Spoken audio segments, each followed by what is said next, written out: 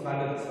આપણો ધોરણ 11 કોમર્સ વિષય વાણિજ્ય વ્યવસ્થા અને સેક્રેટરી પ્રેક્ટિસ એટલે કે એસટી અને સીસી તેનો પહેલો ભાગ માહિતી સંચારનો અર્થ અને તેની પદ્ધતિઓ જે આપણે આગળના ટોપિકમાં જોઈ ગયા કે આની પદ્ધતિઓ જે હતી જેમ કે આપણે મૌખિક પહેલી પહેલા આપણે મૌખિક પછી લેખિત હતી દ્રશ્ય શ્રાવ્ય હતી મૌન હતી આવી આપણે 6 પ્રકારની પદ્ધતિ જે હતી તેના વિશે આપણે આગળના જે ઓનલાઈન વિડિયો હતો આપણો લેક્ચર તેની અંદર આપણે ભણી ગયા। તો હવે એમાં આપણે આજે આગળ વધીશું અને વાત કરીશું કે મૌખિક માહિતી સંચારની જે પદ્ધતિ છે તે કે એનો શું ફાયદો છે એમ કે આપણે મૌખિક પદ્ધતિ જોઈ હતી કે મૌખિક રીતે જે માહિતી મોકલવાની હોય એ પદ્ધતિ આપણે જોઈ હતી। તો માહિતી સંચાર માટે એટલે કે આપણે જે પાઠ છે તે તો એનામાં સૌથી વધુ ઉપયોગમાં એટલે કે સૌ કરતા વધારે ઉપયોગમાં લેવામાં આવતી હોય એવું જે સાધન છે એટલે શું તો કે ભાષા કે માહિતી સંચારની અંદર સૌથી વધારે ઉપયોગમાં લેવાય એવી જે સાધન હોય તો એ કયું છે ભાષા।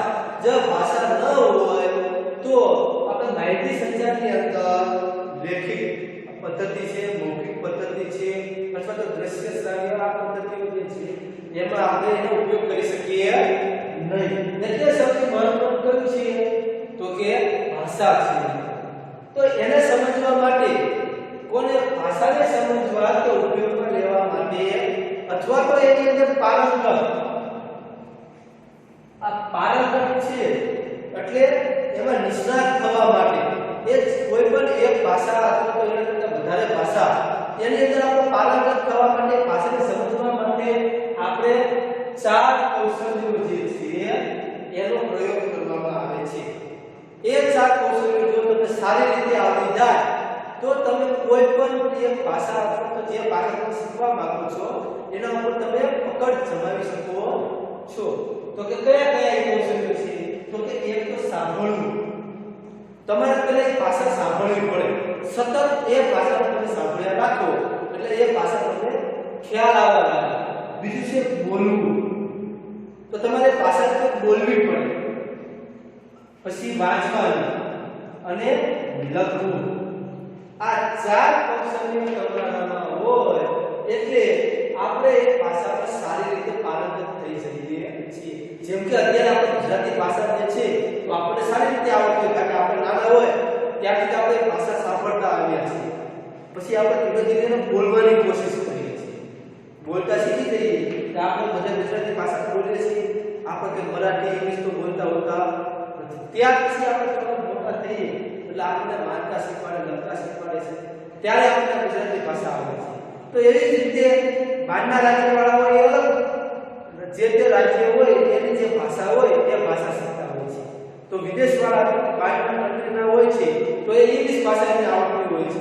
તો એવી રીતે આપણે કોઈ પણ ભાષામાં પારંગત થવું હોય તો આપણે તેને સાંભળવી પડે સતત પછી સાંભળ્યા પછી આપણે શું કરવું પડે એને બોલવાની કોશિશ કરવી પડે ત્યાર પછી એને આપણે વાંચતા શીખી જઈએ પડે અને પછી લખવું પડે। આ 4 કૌશલ્ય કમ્પ્લીટ થઈ જાય તો એ ભાષામાં તમે કેવા થઈ જાવ પારંગત થઈ જાવ છો। તો આ જે મૌખિક માહિતી સંચારની પદ્ધતિ જે છે તો એમાં બોલનાર જે વ્યક્તિ છે આપણે કહ્યું હતું કે બોલનાર અને સાંભળનાર બે દ્વારા આ પદ્ધતિ થાય છે બરોબર છે। તો બોલનાર એવી ભાષા કે શબ્દ અથવા તો વાક્ય રચનાનો ઉપયોગ કરવો જરૂરી છે। શું કરશે કે સામેવાળાને જે ભાષા સમજાય એવી ભાષા અથવા તો એ શબ્દોનો ઉપયોગ કરશે તો વાક્યનો ઉપયોગ કરે છે। એટલે કે ભાષા શબ્દો અને વાક્ય રચનાનો ઉપયોગ કરી જરૂરિયાત મુજબ હાવભાવ હલનચલન પ્રયોગ કરીને શું કરશે એ મોટેથી બોલીને માહિતી આપવાનો પ્રયત્ન કરશે કે સામે જે વ્યક્તિઓ બેઠા છે એમને જે ભાષા સમજાય છે એ ભાષા એ ઉપયોગમાં લેશે અને યોગ્ય શબ્દ વાપરશે યોગ્ય વાક્ય રચનાનો ઉપયોગ કરીને હાવભાવ અને હલનચલન કરીને એની પાસે જે માહિતી છે એને સામેવાળી વ્યક્તિ સાથે આપલે કરવાનો શું કરશે પ્રયત્ન કરે છે। હવે આપણે આને જોઈએ તો એમાં આપણે જોઈ ગયા હતા કે સંવાદની રીતે વાર્તાચીત, પછી આપણે કોન્ફરન્સ, આ બધી રીતે મૌખિક પદ્ધતિ જે છે એમાં આપણે એનો ઉપયોગ કરીને માહિતી સંચારની આપણે કરી શકીએ છીએ એવું આપણે આગળ સમજાવ્યું હતું. તો હવે આ જે પદ્ધતિ રહી મૌખિક માહિતી સંચાર, એના ફાયદા શું? તો એનો મિત્રો આપણે ફાયદા તરફ આગળ વધીએ તો એનો પહેલો જ ફાયદો આપણે જોઈએ તો આ પદ્ધતિ જે છે એ સૌથી કેવી છે? સરળ અને હાથવગી છે કે તમારે આ પદ્ધતિ ક્યાંય લેવા જવાની જરૂર પડે નહીં. અને સૌથી સહેલી કે ઝડપથી બધાને આવડી જાય અને હાથવગી એટલે આપણી પાસે જો ગમે ત્યારે કે જરૂરિયાત હોય આપણી પાસે જે માહિતી હોય એ આપણે તરત મૌખિક રીતે દઈ શકીએ. મારી પાસે માહિતી હોય તો મને પૂછે કે ભાઈ આના વિશે શું ની માહિતી મારી પાસે હોય તો એનું તરત કહી દેવાનું મૌખિક પદ્ધતિ. તો એમાં મારે બીજી કઈ વસ્તુ લેવા જવાની જરૂર છે નહીં.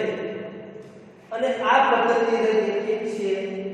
તો કે સૌથી વધુ વપરાતી પદ્ધતિ છે. કઈ? મૌખિક માહિતી સંચારની જે પદ્ધતિ છે તે. કે આ પદ્ધતિનો સૌથી વધારે ઉપયોગ કરવામાં આવતો હોય છે. ક્યારે? તો કે માહિતી સંચારમાં. બરોબર. હવે કાગળ પેન વગેરેની જરૂર પડતી નથી. જો આની અંદર તમારે કાગળ કે પેન એની જરૂર પડે નહીં. ફક્ત તમારે મોટેથી જ બોલવાનું રહે છે. હવે સામાન્યપણે ત્રીજું આપણે આગળ વધીએ તો કે સામાન્યપણે પ્રત્યક્ષ રીતે થનાર પદ્ધતિમાં આ પદ્ધતિ કઈ થવાની? પ્રત્યક્ષ એટલે કે બોલનાર અને સાંભળનાર આ બંને કેવાય છે? સામે સામે છે, એકબીજાને રૂબરૂમાં છે. તો આ સાંભળનાર પ્રતિભાવ કેવો કરશે? તરત બની જશે. કે જે સાંભળનાર વ્યક્તિ જે છે એ એનો જે પ્રતિભાવ છે એ શું કરશે? તરત આપી દેશે આપણને. એટલે શું થશે? કોઈ પણ મૂંઝવણ ભરી પરિસ્થિતિ ઊભી થઈ હોય કે ભાઈ સામેવાળી વ્યક્તિએ જે માહિતી સંચાર માટેની પદ્ધતિ મૌખિક સંચાર પદ્ધતિનો ઉપયોગ કર્યો છે અને એ જે સામેવાળી વ્યક્તિને માહિતી આપે છે અને સાંભળનાર વ્યક્તિને કોઈ મૂંઝવણ થઈ કે પ્રશ્ન થયો અને એને પ્રશ્ન કર્યો તો એ પ્રશ્નનું નિરાકરણ જે આપણે કીધું મૂંઝવણ ભરી પરિસ્થિતિ ઊભી થાય તો તેનું નિરાકરણ પણ થઈ શકાય. એટલે સાંભળનારને કઈ એનો પ્રશ્ન થયો કે કઈ સમજાણું નહીં તો એ શું કરશે? બોલનારને તરત એનો પ્રશ્ન કરશે કે આ મુદ્દો રહ્યો મને સમજાણો નથી. એટલે એ શું કરશે? એનું નિરાકરણ લાવી દેશે કે આ પદ્ધતિ આ મુદ્દો રહ્યો એ મુદ્દામાં હું આવું કહેવા માંગુ છું. એટલે ઓલા સામેવાળા જે સાંભળનાર વ્યક્તિઓ છે એમને એનો પ્રશ્નનું નિરાકરણ લાવી શકાય છે. એટલે તરત જ શું થઈ ગયું? એનું નિરાકરણ આવી અને પ્રતિભાવ તરત બોલી જશે. બીજું કે આ પદ્ધતિ નહીં એ કેવી છે? ખર્ચાળ બિલકુલ છે નહીં. આમાં કઈ પણ ખર્ચો લાગતો નથી. સાંભળનાર તરફથી મળતો પ્રતિભાવ, હવે સાંભળનાર વ્યક્તિ તરફથી જે કોઈ પ્રતિભાવ મળે તમને એટલે જે બોલનાર વ્યક્તિ જે છે એને શું થાય? બોલવાનો ઉત્સાહ મળે અને એને પ્રેરણા મળી કે ભાઈ ચાલો બોલતો હોય સામેથી પ્રતિભાવ મળે એટલે એનો ઉત્સાહ જાગે કે ભાઈ ના હું બોલું છું મને ધ્યાન છે. એનો ઉત્સાહ મળે એટલે પ્રેરણા મળે. પણ જો એ વ્યક્તિ એકલો બોલ્યા રાખે સામે કોઈ પણ વ્યક્તિ કે પ્રતિભાવ ન આપે તો શું થાય? એનો બોલવાનો જે ઉત્સાહ હોય એ ઉત્સાહ નિરાશ થઈ જાય છે. તમે જો એકલા બોલ કરો કોઈ સાંભળવાનું તમે બોલવાના ના. શા માટે? કારણ કે આપણને સામે તરફથી કઈ પ્રતિભાવ મળતો નથી. એટલા માટે જે આ પદ્ધતિનો બીજો ફાયદો શું થાય કે બોલનારને ઉત્સાહ મળી રહે છે. આગળ વાત કરીએ આપણે તો આ જે મૌખિક માહિતી સંચારની પદ્ધતિ છે તો એમાં પ્રતિભાવ ઝડપી મળતો હોવાથી શું થાય? તે અનુસાર સાધન અને માધ્યમમાં કે આપણે મૌખિક પદ્ધતિમાં જે સાધન અને માધ્યમનો ઉપયોગ કર્યો હોય અને એ ઉપયોગ દ્વારા માનો કે આ સામેવાળાને કોઈ સમજવામાં મિસ્ટેક થાય છે, સમજાતું નથી તો એની અંદર આપણે પરિવર્તન લાવી શકીએ છીએ. એટલે કે એમાં આપણે સુધારો કરીને એ જે માહિતી સંચારની આપણી પાસે માહિતી પડી છે એ માહિતીને આપણે ફરીને સારી રીતે સામેવાળી વ્યક્તિને તરત જ આપી શકીએ છીએ અને એમાં સુધારો કરી શકીએ છીએ. બીજો શું ફાયદો કે આ પદ્ધતિની અંદર સાંભળનાર જે વ્યક્તિ નિરીક્ષણ હોય, નિરીક્ષણ એટલે કે ભણેલો ન હોય, બરોબર છે, કે એને વાંચતા લખતા ન આવડતું હોય તેવો વ્યક્તિ નિરક્ષર. તો પણ એ ભણેલો વ્યક્તિ ન હોય, અભણ હોય, તેમ છતાં પણ માહિતીનું શું થાય છે? પ્રત્યાપન આ પદ્ધતિ દ્વારા શક્ય બને છે. કે અભણ માણસો કહેતા હોય તો પણ એમને તમે આ મૌખિક માહિતી સંચારની પદ્ધતિ દ્વારા તમારી જે માહિતી સંચાર, તમારી પાસે જે પદ્ધતિ, જે માહિતી છે એ માહિતી તમે એને આપી શકો છો, એની પાસેથી પ્રતિભાવ મેળવી શકો છો. આ એક બીજો મોટો ફાયદો છે. પછી બીજો એનો આગળનો ફાયદો શું? તો કે મૌખિક માહિતી સંચાર પદ્ધતિનો એ ફાયદો કે તમે એનો સમયનો બચાવ કરી શકો છો. કારણ કે આમાં તમારે માહિતી હોય તમારી પાસે તો એને કે લખવાની અથવા ટેલિવિઝન દ્વારા એમાં ટેલિવિઝન પર તબક્કાવાળું કરીને દેખાડવાનો સમય આપો, એવી કઈ જરૂર હોતી નથી. તમારો સમયનો શું થઈ જાય? બચાવ થાય છે. તમારી પાસે અહીંયા માહિતી છે 500 મહિલા એટલે તમે ટાઈમ ટેબલની માહિતી દઈ શકો, લખવા બેસવાનો કોઈ સમય બગડતો નથી. આ એના ફાયદા.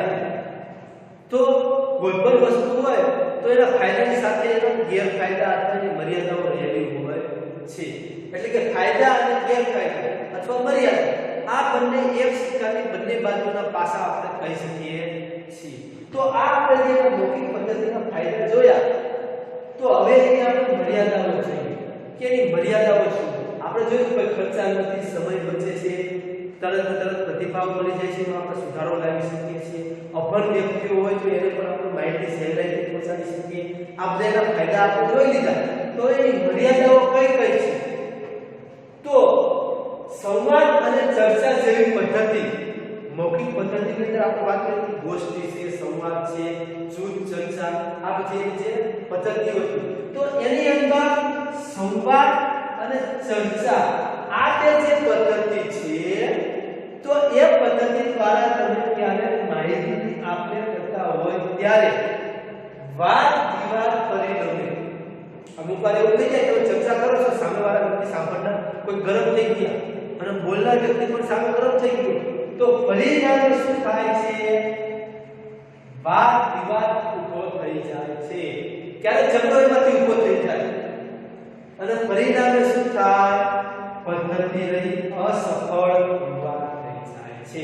કે તમે ક્યાંક માહિતી આપવા ગયા અને યાર તમે એની સાથે સંવાદ કરો છો, એ સામે પ્રશ્ન કરે, તમે કહો કે સમજવા નથી માંગતા, હું આ કરું છું, એમ કરતા જો વાદ વિવાદ થઈ ગયો તો બંને વચ્ચે શું થવાનું? ઝઘડો થઈ જવાનો. પરિણામે એમને જે આ પદ્ધતિ રહે, જે માહિતી પહોંચાડવાની છે એ માહિતી ત્યાં પહોંચે નહીં અને આ પદ્ધતિ કેવી થઈ જાય? અસફળ અહીંયા થાય છે. આ એની પહેલી મર્યાદા. બીજું શું કે જો ક્યારેક આવો બનાવ બને, કેવો કે ક્યારેક સંજોગો વસાહત વાદ વિવાદ થયા તો સમય અને શક્તિનો પણ બગાડ થાય. માનો વાદ વિવાદ થઈ ગયો તો તમે અહીંયા જ્યાં છો, બરોબર છે, તમે આ માહિતી માંગી, માહિતી સંચાર કરવા હોય અને અહીંયા તમારે આ વાદ વિવાદ થઈ ગયો તો શું થયું? તમારો સમય બગડ્યો અને તમે જે બોલ્યા, શક્તિ એટલે બાજુ પર શક્તિ નહીં એવું નહીં, પણ તમે જે બોલો છો અને જે બોલવામાં તમારી જે ઊર્જાનો વ્યય થાય છે એ શક્તિ, તો એનો શું થાય છે? બગાડ થાય છે. આ એની બીજી મર્યાદા. પણ બીજું શું કે તમે આ જે મૌખિક માહિતી સંચારની પદ્ધતિ છે તેની અંદર તમે મોટે જ બોલવાના છો, એટલે કે કહીશું તમે બોલવાનું, અથવા સામેવાળો વ્યક્તિ જે છે એ સાંભળશે અથવા તો બીજાને સંભળાવે, એટલે કે બોલેલું, કહેલું, સાંભળેલું અથવા સંભળાવેલું. તો આ માહિતી કઈ કેવી વિશ્વસનીયતા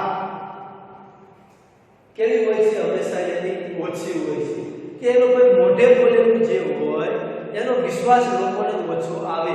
તમે કોઈ આ જગ્યાએ આવીને નામ હોય તો તરત કોઈ માની લે નહીં, હશે કદાચ એમ કે તરત એનો વિશ્વાસ કોઈ કરે નહીં. શા માટે? તો બોલેલું હોય તો ક્યારેક બોલેલું હોય એ ખોટું પણ હોઈ શકે, અથવા તો એવું પણ હોઈ શકે કે મેં તમને કીધું હોય તો એમાં તમારી પાસે પૂરી માહિતી આવી હોય અને તમને જેટલું યાદ રહ્યું હોય એટલું જ તમે બીજાને કહેવાના, અને એ વ્યક્તિ યાદ બીજાને કહે તો એને એટલું યાદ હોય એ એટલું જ કહે. એટલે કેવું હોય? હંમેશા વિશ્વસનીયતા ઓછી ધરાવે છે. હવે લેખિત પુરાવાની ગેરહાજરી મૌખિક માહિતી સંચારની પદ્ધતિમાં લેખિત શું હોય લેખિત જે પુરાવો હોય લેખિતની અંદર લખેલો એ કેવો હોય ગેરહાજર એટલે કે ક્યાંય લખાણેલું હોય ને હું મોટે તમને કહી દઉં કે તમે આ વસ્તુ લઈ જાઓ બરોબર છે તો એમાં હું તમને 5 વર્ષની ગેરંટી આપીશ એવું કહી દઉં કે લખી ન આપો અને તમે એમાં વર્ષ પછી મારી પાસે આવીને કહો કે લો તમે આની અંદર મને 5 વર્ષની ગેરંટી આપી હતી તો હવે આને બદલી આપો સમૂહ કરી આપો હું કહું ભાઈ તમારી પાસે પુરાવો શું તો કઈ પુરાવો હોય નહીં એટલે આ લેખિત પુરાવાની ગેરહાજરી માટે શું થાય છે આધારભૂત ગણાતો નથી કે એનો કોઈ શું હોય પુરાવો સાબિતી હોતી નથી મોઢે બોલી જાવ એની સાબિતી શું કઈ નહીં ક્યારેક કઈ પ્રશ્ન ઊભો થાય તો એની જવાબદારી કોણ લે એટલા માટે શું થાય છે આધારભૂત નથી ગણાતો વિશ્વસનીયતા ધરાવતો નથી પછી બીજું કે મૌખિક પદ્ધતિમાં બોલનાર અને સાંભળનાર બંને પક્ષ તબક્કાવાર લાંબા સમય સુધી યાદ રહી શકતા નથી કે બોલનાર વ્યક્તિ અને સાંભળનાર બંનેને જે માહિતી હોય તે લાંબા સમય સુધી યાદ રહે નહીં મારે તમને કહેવાના હોય 50 પોઈન્ટ મારી પાસે હોય અને હું જો મોઢે તમને કહેવા બેસું તો 50 માંથી 5-10 પોઈન્ટ હું ભૂલી જાઉં અને તમે પણ સાંભળવા બેઠા હોય તો તમને બધા પોઈન્ટ યાદ જ રહે એવું હોય કે ક્યારેક તમે પણ ભૂલી જઈ શકો છો કે પદ્ધતિ લાંબી થઈ જાય મૌખિક પદ્ધતિમાં માહિતી તેના મૂળ સ્વરૂપમાં જળી શકાય નહીં આપણે જે વાત કરી કે જે મૂળ સ્વરૂપ હોય કે જ્યાં જે તે કંપની અથવા બીજેથી કોઈ પણ પાસેથી માહિતી જે લીધી હોય તો એ માહિતી જે મારી પાસે આવે મને જેટલું યાદ રહ્યું હોય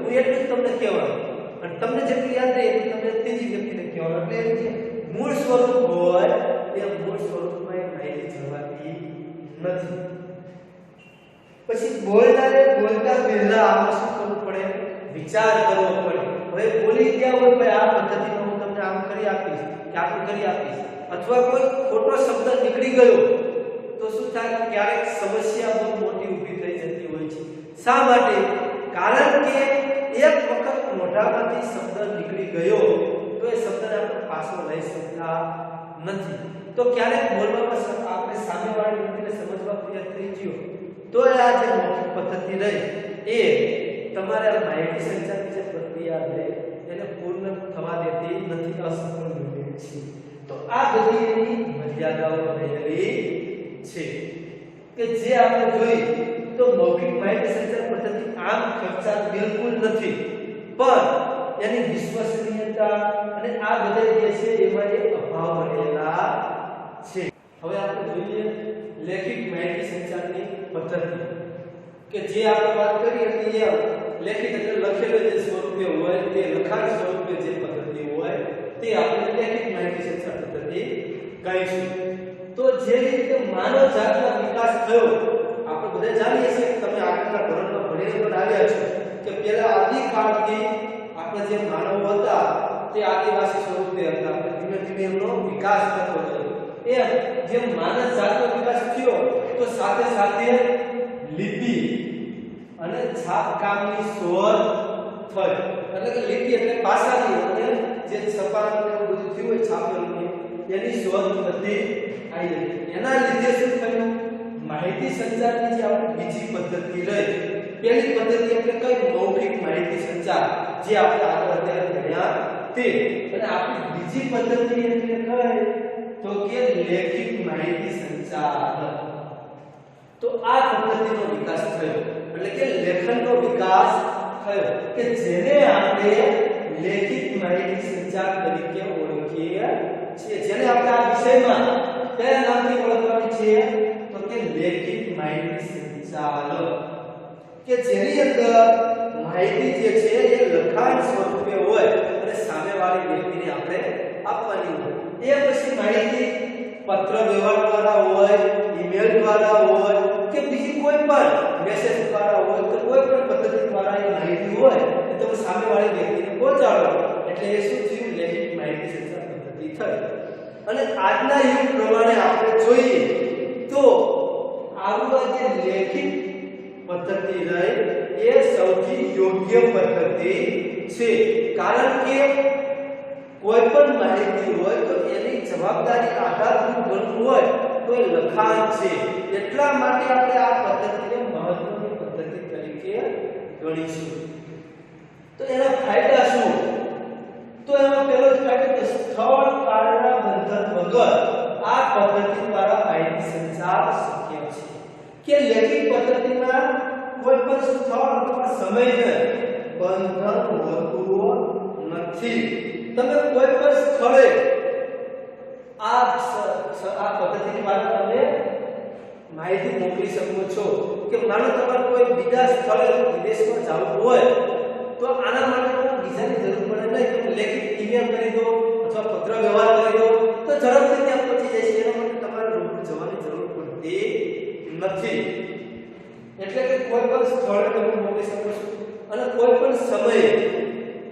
તમે એને ઉપયોગ કરી શકો છો આ પદ્ધતિમાં ભૌતિક સાધનનો ઉપયોગ થતો હવે આની અંદર આપણે ભૌતિક સાધનનો ઉપયોગ કરીએ છીએ તે નિઃશુલ્ક એટલે એટલા માટે કેવી રહેતી નથી નિઃશુલ્ક નિઃશુલ્ક એટલે મફત પૈસા વગર રહેતી નથી છતાં પણ વધુ ખર્ચાળ પણ નથી આની અંદર નિઃશુલ્ક નથી કે એમાં આપણો પૈસાનો ઉપયોગ થાય છે પણ તેમ છતાં પણ એની અંદર બહુ એવો બધો ખર્ચો થતો નથી કે તો કાગળનો પેનની જરૂર હોય છે કે જેથી કે એવો ખર્ચો થાય નહીં માહિતીની ક્રમબદ્ધ વ્યવસ્થિત જાળવણી તથા સાચવણી શક્ય બને છે આ લેખિત હોય એટલા માટે તમે એને ક્રમબદ્ધ કે જે એના સ્ટેપ હોય મુદ્દા બાય મુદ્દા એને તમે વ્યવસ્થિત રીતે એને જાળવી શકો છો અને એને તમે સાચવીને પણ રાખી શકો છો તો તમે કોઈ માહિતી આપી હોય તો એને તમે કાગળની ઝેરોક્ષ તમારી પાસે રાખીને સાચવીને રાખી શકો છો કે ભાઈ આ વ્યક્તિને આપણે આ માહિતી એને આપેલી છે તેમ લેખિત સ્વરૂપે તથા માહિતી સંચારને કાયદાકીય રીતે શું કહ્યું છે અધિકૃત ગણાવ્યું છે કે ભાઈ લેખિત જે માહિતી રહી તો એને આપણે જોઈએ તો કાયદાની દ્રષ્ટિએ એટલે કે સરકારે એને માન્ય ગણેલો છે કોઈ પણ દેશમાં જે લેખિત સ્વરૂપે હોય અને અધિકૃત એને માન્ય ગણેલો છે કાયદાની દ્રષ્ટિએ એ સાચો છે એટલા માટે ગમે ત્યારે ભવિષ્યમાં કોઈ પણ પ્રશ્ન ઊભો થયો હોય તો એ તમારી પાસે લેખિત સ્વરૂપે હોવાથી કાયદાની દ્રષ્ટિએ તમે એને શું કરી શકો છો પુરાવા તરીકે એનો તમે ઉપયોગ કરી શકો છો એટલે કે સાબિતી તરીકે તમે એને શું કરો છો દેખાડી શકો છો એ સાબિતી તરીકે તમારે ઉપયોગમાં આવી શકે છે હવે આ પદ્ધતિની અંદર આપણે મૌખિક પદ્ધતિમાં જોયું હતું તો એમાં આપણે મૌખિકમાં ક્યાંક મિસ્ટેક રહી ગઈ તો એની જવાબદારી કોઈ લઈ શકે નહીં કે આ પદ્ધતિ તો મને આ નથી કીધું તો મને આને આવું કીધું એટલે એના માટે આપણે કોઈ માટે જવાબદારી એમાં બેસાડી શકીએ નહીં પરંતુ આ લેખિત પદ્ધતિમાં યોગ્ય વ્યક્તિની તમે પસંદગી કરી શકો છો અને એ યોગ્ય વ્યક્તિની પસંદગી કરીને એને જવાબદારી તમે સોંપી શકો છો અને એને જવાબદારી સોંપવાની સાથે જો આ પ્રક્રિયાની અંદર કોઈ પણ ભૂલ રહી ગઈ હોય તો તમે જે તે એ વ્યક્તિ ઉપર શું કરો છો એ ભૂલને આપણે લાગી શકાય કે કારણ કે લેખિત દેશે તમારી પાસે આ વ્યક્તિએ લખીને આપણને આપેલું છે એટલે એ ભૂલ એ વ્યક્તિ દ્વારા થઈ છે એવું આની અંદર આપણી પાસે પુરાવો રહી શકે છે બીજો શું ફાયદો થાય કે લેખિત માહિતી સંચારની પદ્ધતિ દ્વારા જે તે સંસ્થાની કેવી એક આખી આગવી છાપ ઊભી થાય કે અલગ પ્રકારની છાપ ઊભી થાય કે અલગ જ છાપ ઊભી થાય કે આ પદ્ધતિથી કે ભાઈ આમાં આ કંપની વાળા આપણને લેખિતમાં આપણી પાસે એનો પુરાવો આપે છે એટલે કંપનીની જે તે છાપ જે હોય ખૂબ જ સારી એવી લોકો પ્રત્યે ઇમેજ ઊભી કરતા હોય છે હવે આ એના ફાયદા જોઈએ તો આપણે વાત કરીએ કે એની મર્યાદાઓ પણ હોય છે તો આ માહિતીની અંદર લેખિત અભિવ્યક્તિ એટલે કે લેખિત જે વ્યક્તિ હોય છે લેખિત રીતે જે આ માહિતી પહોંચાડવાનું હોય જે વ્યક્તિ તો એની પાસે કમસે કમ એટલે કે ઓછામાં ઓછું એની પાસે એક પેન અને કાગળ પેન અને કાગળ જેવા સાધનો જે છે અથવા તો બીજું કોઈ ઉપકરણ હોય ઈમેલ કરવો હોય તો એની પાસે લેપટોપ કમ્પ્યુટર હોવું શક્ય છે. જો એ ન હોય તો એના વગર માહિતી સંચારની પદ્ધતિ શક્ય નથી. એટલા માટે આ પદ્ધતિ કેવી છે? ખર્ચાળ છે. કારણ કે માનો કે તમારે લેખિત માહિતી સંચાર પદ્ધતિ દ્વારા માહિતી મોકલવાની હોય તો તમારી પાસે ઓછામાં ઓછું એક પેન અને કાગળ તો હોવું જ જોઈએ. જો એ તમારી પાસે ન હોય તો માહિતી સંચારની પ્રક્રિયા શક્ય બનતી નથી. હવે આધુનિક લેખિત સંચાર માટે સાધન યંત્ર જરૂરી છે. આધુનિક એટલે અત્યારના યુગ મુજબ આપણી પાસે તમારે એના માટે જે સંચારની પદ્ધતિ કરવાની હોય આપણે સંચાર પ્રક્રિયા તો એના માટેના સાધન યંત્રો એટલે કે લેપટોપ કમ્પ્યુટર ઈમેલ એવું કરવું તો ઇન્ટરનેટ એવું બધું જરૂરી છે. તો એ તમારે ખરીદી કરવી પડે. એના માટે થઈને તમારે ઈમેલ કરવો હોય તો તમે મોબાઈલ અથવા કમ્પ્યુટર દ્વારા તમે ઈમેલ કરી શકો. બરોબર છે. અને એની જાળવણી કરવી તમે કમ્પ્યુટર કે લેપટોપ કોઈ પણ વસ્તુની ખરીદી કરી કોઈ સાધન કે ઉપકરણ તો એની તમારે જાળવણી કરવી પડે. એટલે કે એને તમારે સાચવીને રાખવા પડે અને એની જવાબદારી તમારા ઉપર આવી જાય છે. બીજું કે વિચારોની આયોજન પૂર્વકની રજૂઆત કે આના માટે તમારે લેખિત તમારે આપવાનું હોય અને તમારે કેટલું વિચારવું પડે પહેલા એ વિચારીને પછી એનું તમારે આયોજન કરવું પડે અને ત્યારબાદ તમે એને લેખિત સ્વરૂપે શું કરી શકો? સામેવાળી વ્યક્તિને મોકલી શકો છો. તો એ જે વિચારીને આયોજન પૂર્વક તમારે જે કામ કરવાનું હોય એટલે એ માનવી પાસેથી કલાકો શું કરે છે? માગી લે છે. એટલે કે એમાં ઘણા બધા કલાક જતા રહેતા હોય છે. એટલે કે સમય વધુ ખર્ચાય છે. એટલે કે તમારી પાસે વધુ સમય લે છે. આમાં તમારે સમય વધારે જાય છે જ્યારે મૌખિકમાં વધારે સમય જતો નથી. પ્રતિભાવ તરત મળે. આ પદ્ધતિની અંદર પ્રત્યક્ષ રીતે તમારે માહિતી સંચારની આપલે થતી હોતી નથી. કેવી હોય કે આ જે માહિતી મોકલનાર વ્યક્તિ જે છે લેખિતમાં માહિતી લખીને સામેવાળી વ્યક્તિને મોકલે એટલે એ વ્યક્તિ વાંચીને સમજીને પછી એનો પ્રતિભાવ આપે તો એ પ્રતિભાવ તરત મળતો નથી.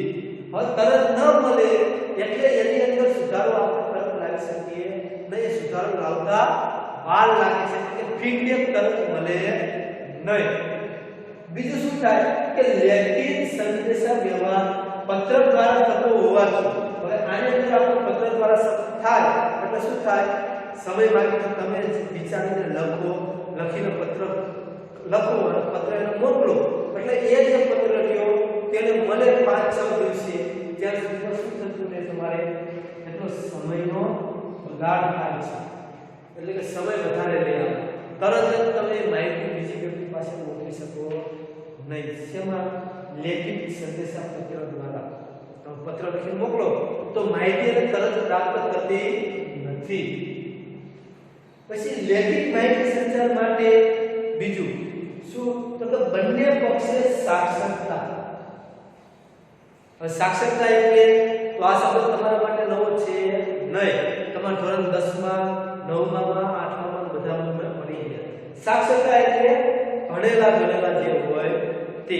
તો બંને લેખિત એટલે કે લખનાર વ્યક્તિ અને જે માહિતી મેળવવાનો છે એ વ્યક્તિ એ પણ શું હોવો જોઈએ? બંને ભણેલા હોવા જોઈએ.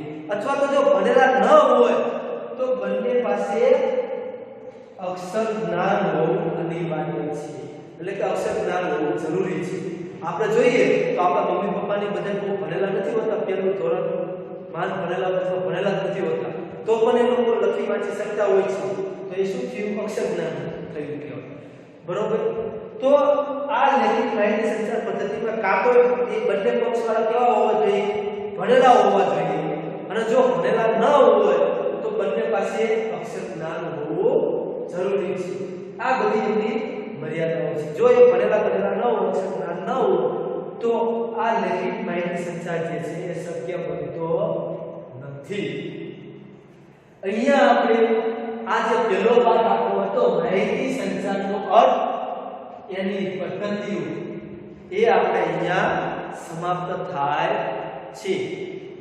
તો આ બધું આપણે સમજી ગયા. જે તમે સમજી લીધું આ પ્રશ્ન જે છે તે તમારે પૂછાતો હોય છે કે લેખિત માહિતી સંચાલિત પદ્ધતિ એની ફાયદા અને મર્યાદાઓ જણાવો, અથવા મૌખિક માહિતી સંચાર પદ્ધતિના ફાયદા અને મર્યાદાઓ જણાવો, જે પરીક્ષામાં પૂછાતો હોય છે. તો ખાસ આ મુદ્દાઓ ધ્યાનમાં રાખીને એક ઓલામાં લખી દેવા. અહીંયા આપણો પાઠ પહેલો પૂરો થાય છે. નમસ્કાર.